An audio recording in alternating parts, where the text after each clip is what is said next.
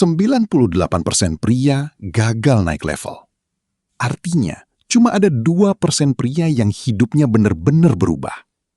Pertanyaannya, apa yang mereka lakukan yang gak dilakukan kebanyakan pria? Gue pernah mikir, orang sukses itu beda nasib, beda privilege, atau lebih pintar. Tapi makin gue perhatiin, ternyata beda mereka cuma satu. Mereka hidup dengan cara yang kebanyakan orang gak sanggup lakukan secara konsisten. Dan ini bukan teori. Ini kebiasaan nyata pria 2%.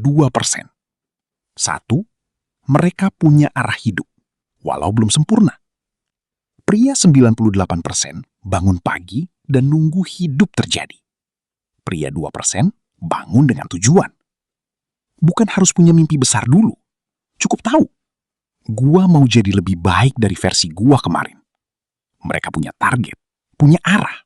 Jadi setiap hari ada kemajuan. 2. Mereka melakukan hal sulit setiap hari.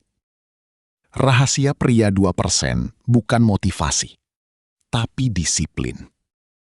Olahraga walau malas. Belajar walau capek. Kerja walau mood jelek.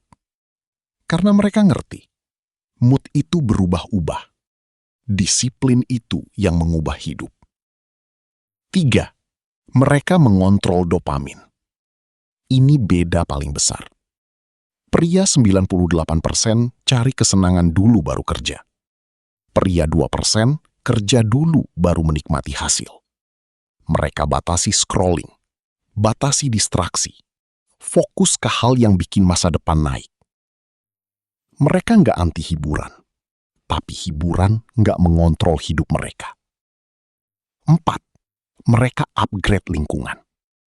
Pria 2% sadar satu hal. Lingkungan itu software otak. Kalau mau naik level, lo harus sering lihat orang yang sudah naik level. Entah itu teman baru, mentor, buku, atau konten positif. Karena otak manusia otomatis meniru. 5. Mereka mulai walau belum siap. Ini kunci terbesar. Pria 98% nunggu percaya diri dulu.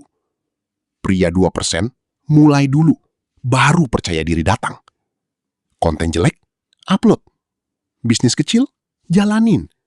Skill masih pemula, tetap latihan. Karena mereka tahu, action mengalahkan overthinking.